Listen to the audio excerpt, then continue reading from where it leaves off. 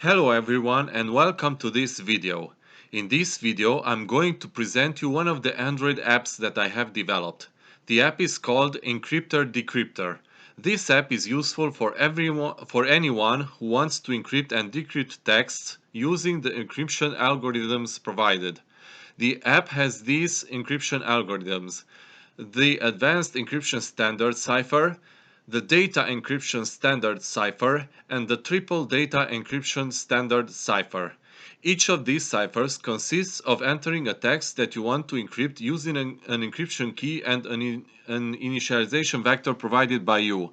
When you provide the text, the key, and the initialization vector, the app will encrypt the provided text with the key and the initialization vector that you provided, showing you the encrypted text after you tap on the Encrypt Text button.